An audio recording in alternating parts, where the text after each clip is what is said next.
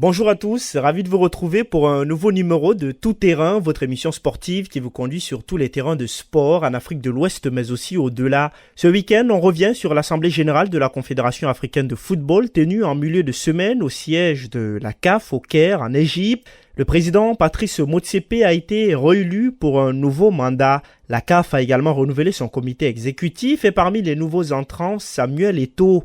Nous verrons également les Ouest-Africains qui ont fait leur entrée au comité de la FIFA et ceux qui n'ont pas pu se faire élire. On terminera par les éliminatoires du Mondial 2026, zone Afrique, à suivre dans 4 jours à partir de mercredi prochain, les 5e et 6e journées. On parlera des enjeux de ces 2 journées pour les sélections ouest-africaines. Nos invités ce week-end sont Georges Mbimbe, journaliste sportif camerounais, avec qui on reviendra largement sur l'entrée de Samuel Eto'o au comité exécutif de la Confédération africaine de football. On parlera aussi de ses ambitions à la CAF. Ensuite, pour parler des 5e et 6e journées des éliminatoires du Mondial Zone Afrique, on sera avec Albin Adé, journaliste sportif correspondant permanent en Côte d'Ivoire. Et avec Mohamed Soumaré, journaliste sportif malien, on fera un focus sur la sélection malienne de football en grande difficulté. Voilà ainsi présenté le sommaire de ce programme. Top, c'est parti. Je vous le disais il y a un instant, la Confédération africaine de football a tenu sa 14e assemblée générale extraordinaire mercredi dernier à son siège au Caire en Égypte. Occasion pour l'instance dirigeante du football africain de renouveler son bureau. On fait le point complet avec Demba Amarhan. Sans surprise, le président de la Confédération africaine de football, Patrice Motsepe, a été réélu. Il n'avait pas de concurrent et est donc passé haut la main. Il dirigera encore la Confédération africaine de football pour les 4 prochaines années afin de poursuivre l'agenda de développement du football africain, a annoncé la CAF. La Confédération africaine de football a également renouvelé son comité exécutif. Le président de la Fédération camerounaise de football et gloire du football africain, Samuel Eto'o, a fait son entrée au comité exécutif de la CAF. Il était le seul candidat en lice de l'Union des fédérations de football d'Afrique centrale. Eto'o aura bataillé pour y arriver après un rejet au départ de sa candidature qui a par la suite été acceptée suite à une décision du tribunal arbitral du sport. À ce comité exécutif de la CAF siégeront aussi les Ghanéens Kurt Okorako et Mustapha Radji du Libéria. Les 6 postes africains au conseil permanent de la FIFA ont également été renouvelés. Djibrila Hima Hamidou alias Colonel Pelé du Niger a créé la surprise en se faisant élire avec 35 sur 53 voix. Le Mauritanien Ahmed Yahya a aussi été élu. Grosse désillusion par ailleurs du Sénégalais Augustin Senghor qui a récolté 13 voix et contre toute attente n'a pas été élu. Il a d'ailleurs démissionné de son poste de premier vice-président de la CAF. L'Ivoirien Yacine Idriss Diallo, président de la Fédération ivoirienne de football, n'a également pas été élu. Georges Mbimbe, vous êtes en ligne avec nous de Yaoundé au Cameroun. Avec vous, on revient largement sur l'entrée de Samuel Eto'o, le président de la Fédération camerounaise de football, l'ancienne gloire du football africain, au comité exécutif de la Confédération africaine de football. D'abord, comment cela est vu du Cameroun, où Samuel Eto'o est à la tête de la FECAFOOT? C'est quelque chose qui a été largement apprécié parce que Samuel Eto'o est le symbole au Cameroun de ce qui réussit. Il a caractérisé cela quand il était footballeur. Aujourd'hui, on a le sentiment qu'il refait le même coup, mais cette fois en tant qu'administrateur. Donc, c'est vraiment quelque chose d'important pour les Camerounais. C'est une fierté simplement, au-delà de ce qu'il aura ou pas à faire au niveau de la CAF. Le plus important pour les Camerounais, c'est qu'il y soit et que une fois de plus, face à ce qu'on observait comme étant une situation compliquée pour lui au départ, eh bien, il finit par s'en sortir et il finit par gagner son pari. Et Samuel Eto'o au comité exécutif de la CAF, après une longue bataille judiciaire contre une sanction de la Confédération africaine de football qui l'empêchait d'être candidat. Vous l'avez souligné, Georges, le tribunal arbitral du sport, on va le rappeler, a finalement blanchi Samuel Eto'o. Alors, entre ces soucis à la Fédération camerounaise de football avec le ministère des Sports et le sélectionneur du Cameroun, est-ce que son entrée au comité exécutif de la CAF sera une bouffée d'oxygène pour lui ? Oui, ça sera évidemment une bouffée d'oxygène dans la mesure où, c'est vrai, vous l'avez un tout petit peu rappelé, le contexte est pesant ici au Cameroun. Autour de lui, il y a beaucoup de batailles, il y a certains acteurs du football qui ne sont pas toujours contents de ces décisions. Donc, dire qu'il est parfois contesté, ça ne serait pas complètement dénué de sens. Donc, en réalité, c'est quelqu'un qui avait besoin de victoire. qui avait besoin d'avoir des réponses, qui avait besoin de donner des réponses à ceux qui lui sont fidèles depuis des années déjà. Et c'était une bataille judiciaire parce qu'avant le TAS, en rapport avec la décision qui concernait la CAF, il y a eu d'autres décisions qui sont tombées, notamment la décision liée à est-ce qu'il était coupable sur des affaires de trucage de maths et autres. Donc, disons que sur les 1 mois, c'est quelqu'un qui a passé du temps à avoir des victoires d'un point de vue judiciaire. Et ces victoires-là sont importantes pour ceux qui sont avec lui, pour tous ses fans, pour tous ceux qui sont derrière lui.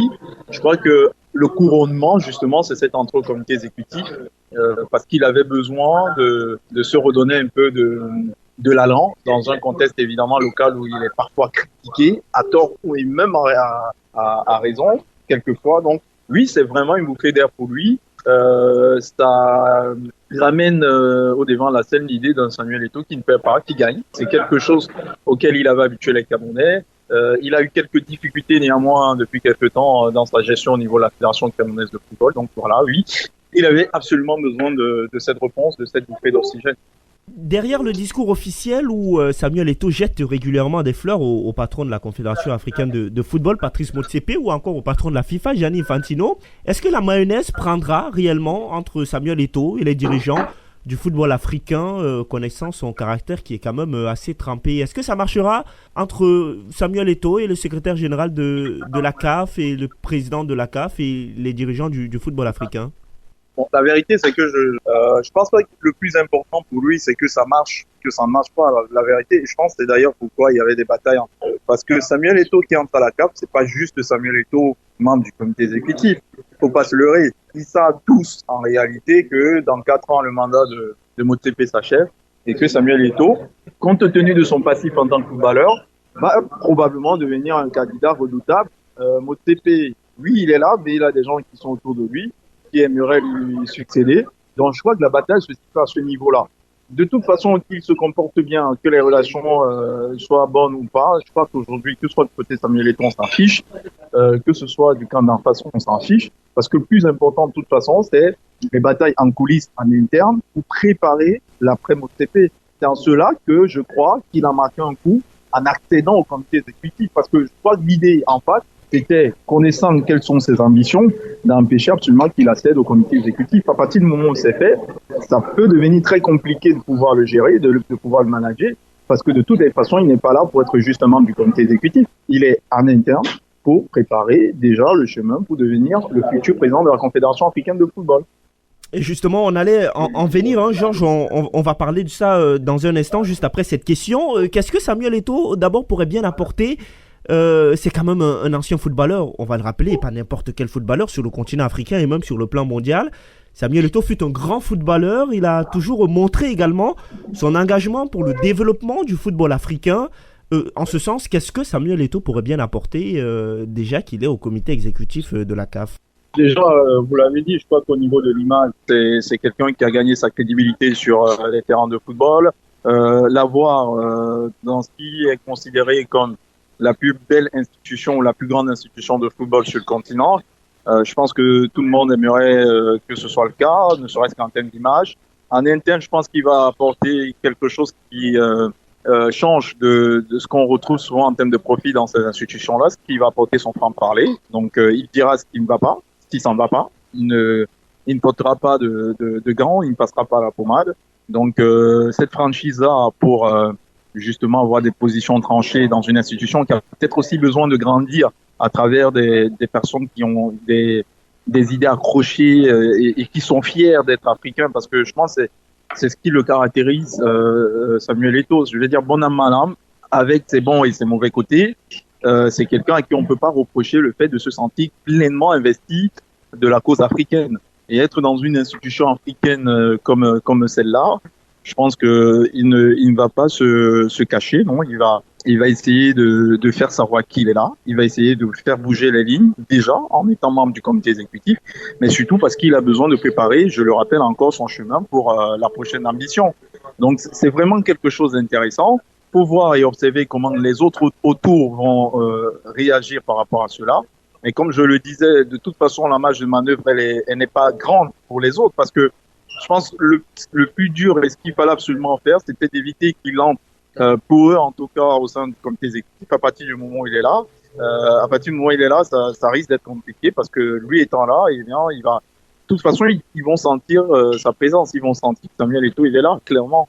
Apparemment, vous voyez Samuel Eto'o viser la présidence de la Confédération africaine de football dès la fin du mandat de Patrice Motsepe. Comment pourrait-il y arriver? Je n'ai aucun doute que c'est ce qu'il vise. Je me souviens quand il décide d'être délégué à la Fédération camerounaise de football en passant par la région du littoral ici au Cameroun, les gens savaient déjà que, comme d'habitude, parce que c'est quand même, je vais dire que il est difficile et complexe à comprendre Samuel Eto'o, c'est-à-dire c'est quelqu'un qui se caractérise par sa franchise, qui se caractérise par son franc-parler, mais curieusement, qui a une forte capacité à être assez malin. Je veux dire qu'il aurait pu, partant simplement d'être président de la FECA Foot, attendre son mouvement et venir au bout des 4 ans de Patrice Motsepe et chercher la présidence. Mais il a toujours cette malice-là, il a toujours cette petite intelligence de se dire non, j'entre par la petite porte entre guillemets, c'est-à-dire je deviens membre du comité exécutif.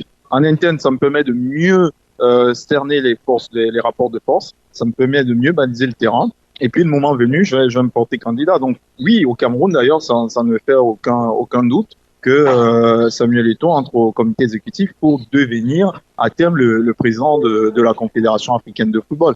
Est-ce qu'il peut y arriver? Je crois que aujourd'hui, il a quand même une marge de manœuvre. C'est un ancien énorme footballeur. Je pense qu'il est dans l'histoire des meilleurs footballeurs africains. Il doit être parmi les 3 ou les 5. Il est connu des chefs d'État, il est connu des personnalités les plus importantes du continent. Je pense que ça compte.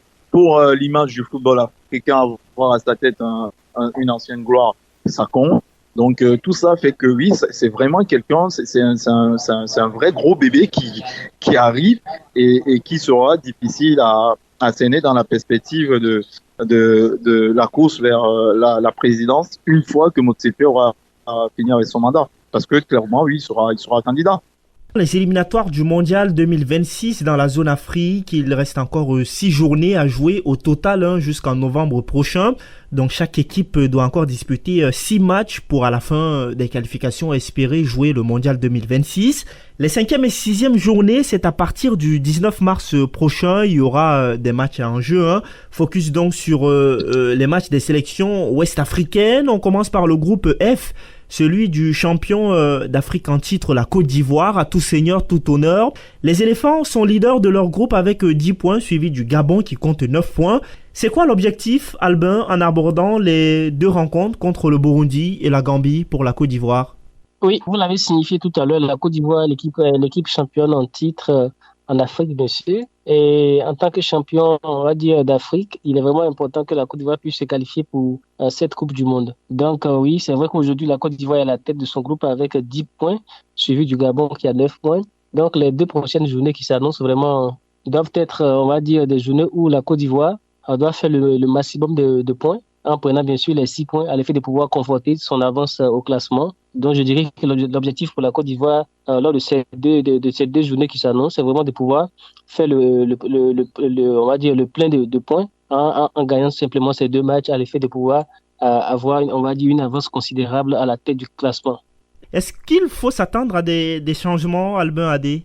Forcément, puisque aujourd'hui, quand on voit l'ossature qui a souvent composé cette équipe de Côte d'Ivoire ces derniers mois, on a quand même certains joueurs actuellement qui sont blessés et d'autres qui sont, on va dire, en méforme.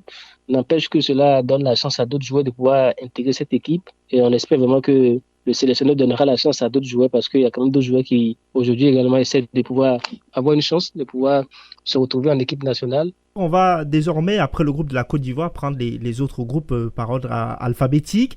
Dans le groupe A, le Burkina Faso, 3e avec 5 points derrière l'Égypte et la Guinée-Bissau, voudra mieux se classer. Le Faso jouera Djibouti puis la Guinée-Bissau, son concurrent direct, puisque la Guinée-Bissau est juste devant le Burkina Faso. Alors, est-ce que ces 2 rencontres sont jouables pour les étalons du Burkina Faso, Albin? Je me dis, quand on prend, on va dire, la composition de ces 2 équipes, que ce soit la Guinée-Bissau notamment et le Burkina Faso, on pourrait tout de suite dire que le Burkina Faso part avec la faveur des pronostics, oui, mais la vérité du terrain n'était pas celle vraiment, on va dire, du papier. C'est une confrontation directe entre deux prétendants, on va dire pourquoi pas à la victoire finale. Donc, les Burkinabés se doivent vraiment de pouvoir s'imposer face à cette équipe de la Guinée-Bissau pour pouvoir, dans un premier temps, passer devant cette équipe et aller chercher pourquoi pas les pharaons d'Égypte qui pointent à la tête de cette poule.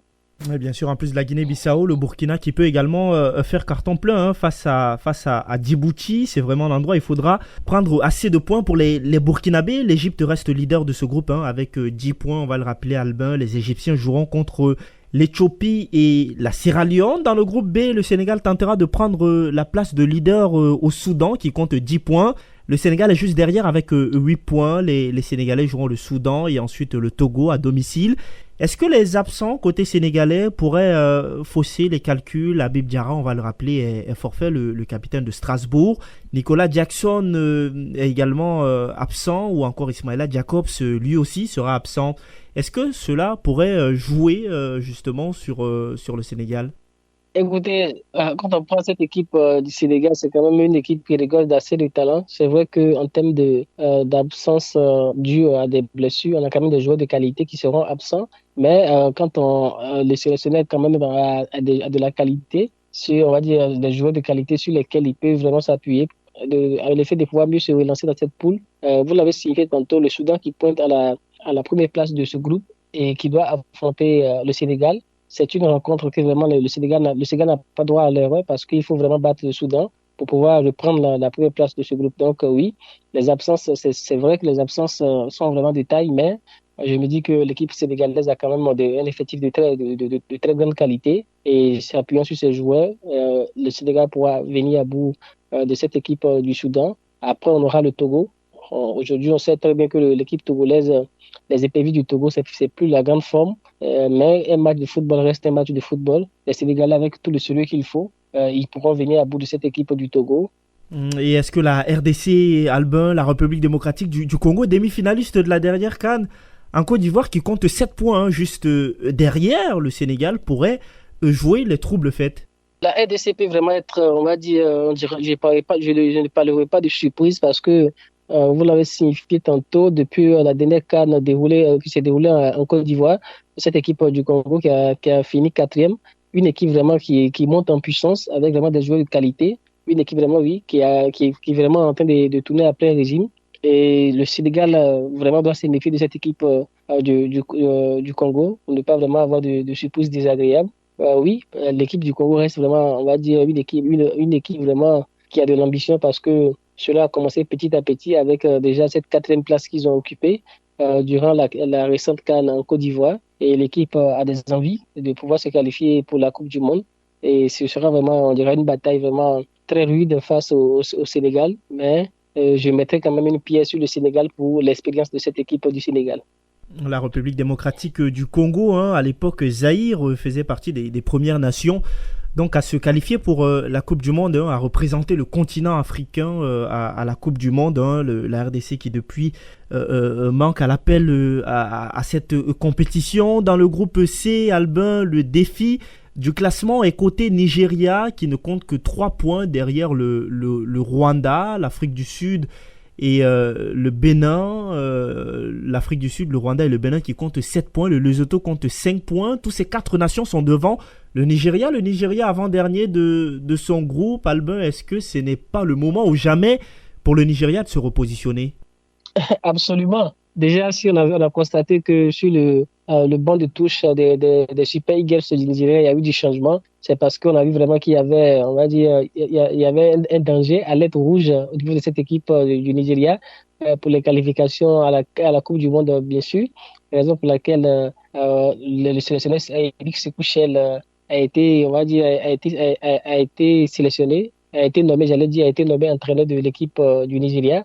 Et aujourd'hui, on sait que Eric Sekouchel, vraiment, c'est un entraîneur revanchard qui vraiment aura à cœur de pouvoir montrer à tout, on va dire, que ce soit à toute l'Afrique, que ce soit surtout à son ancienne équipe, si je peux m'exprimer ainsi, l'équipe du Mali, que vraiment il est un entraîneur de qualité. Et déjà, on l'a vu lors du tirage au sort de la CAN, un entraîneur qui disait vraiment que avec l'effectif de qualité dont il dispose actuellement, il va beaucoup se régaler, beaucoup s'amuser. Donc, le Nigeria est vraiment, on va dire, mal barré actuellement. Il est vraiment important que cette équipe du Nigeria puisse vraiment se relancer lors de ces deux journées.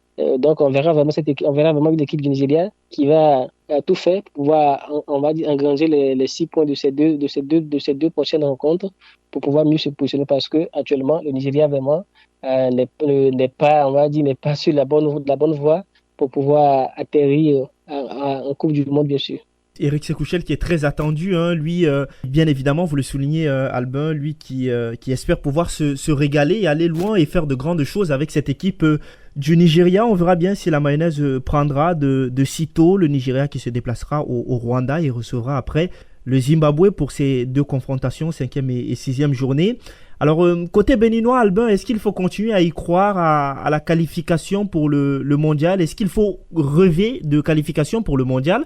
Car le Bénin est qualifié, on va le rappeler, pour la Coupe d'Afrique des Nations. Et parmi les objectifs assignés à Gernot Rohr, le sélectionneur du Bénin, il y a justement la qualification du Bénin au mondial 2026. Est-ce qu'il faut continuer à y croire? On le rappelle, le Bénin qui compte 7 points et qui est juste derrière l'Afrique du Sud au classement. Mais le premier, le deuxième et le troisième, qui est le Bénin, ils ont le même nombre de points.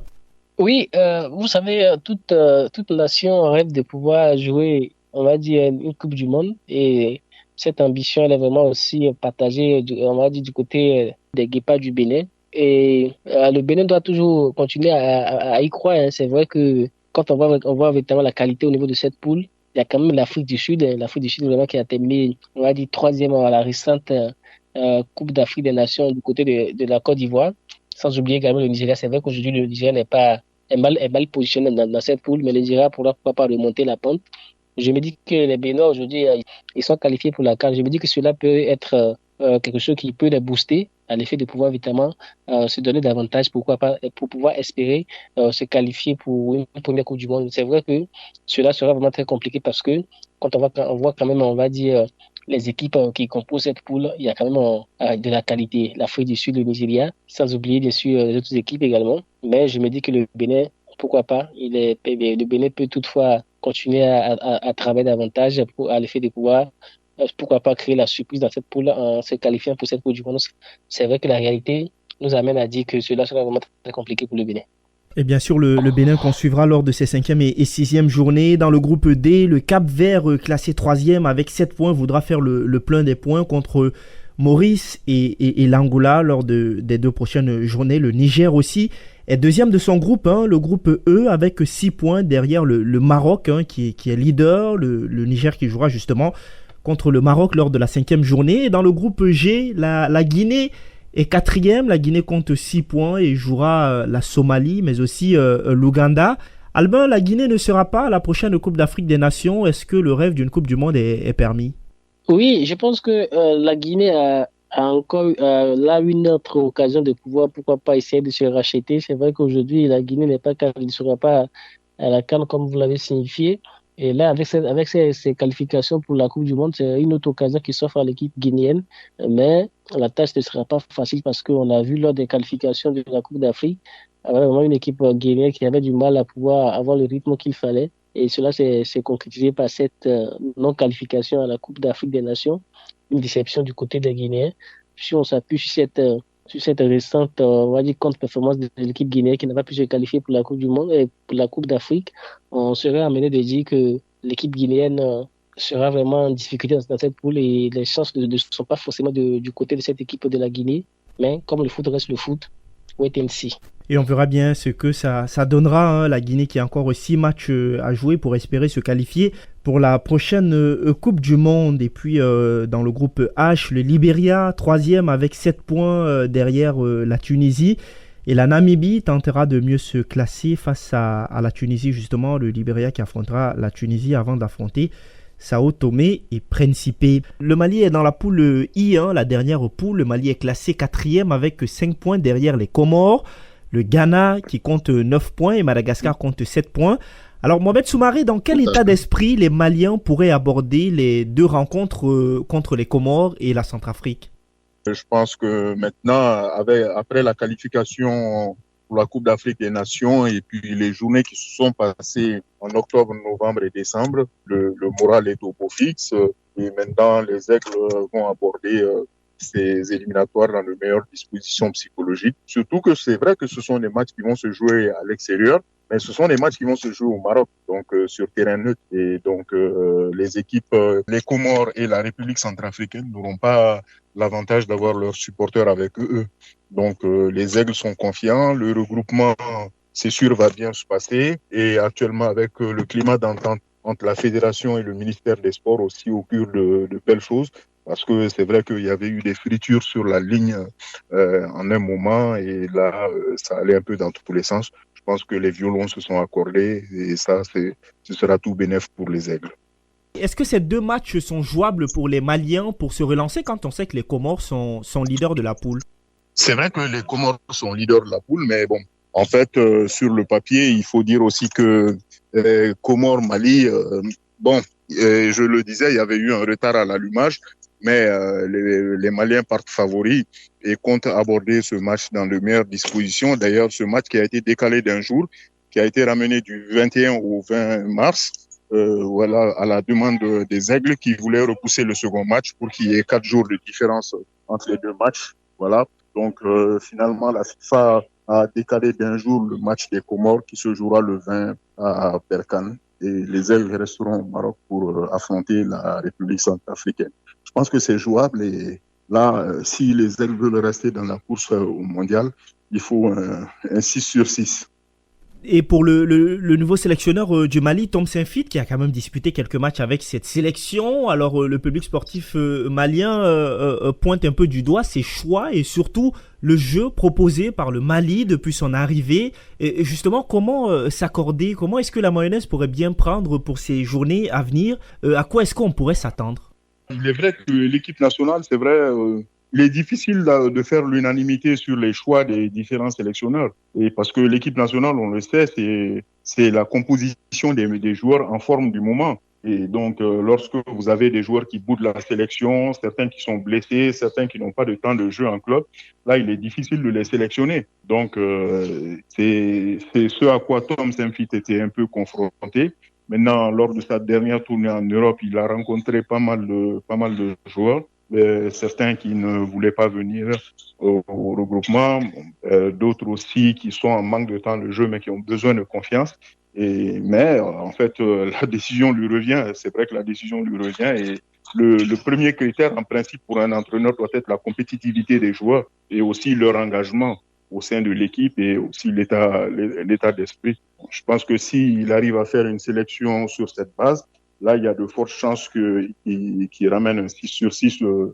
Et nous arrivons donc au terme de cette émission. Merci à tous nos invités. Georges Mbimbe, je rappelle que vous êtes journaliste sportif camerounais. Vous étiez en ligne avec nous de Yaoundé au Cameroun. Merci également à vous, Albin Adé, journaliste sportif, correspondant permanent en Côte d'Ivoire. Merci également à vous, Mohamed Soumaré, journaliste sportif malien. Vous étiez en ligne avec nous de Bamako. Merci également à vous, Demba Amar Anne. Merci à vous tous aussi de nous avoir suivis. Merci d'être au rendez-vous de votre émission sportive Tout Terrain tous les samedis. Rendez-vous la semaine prochaine pour un nouveau numéro de Tout Terrain. Et d'ici à là, portez-vous bien.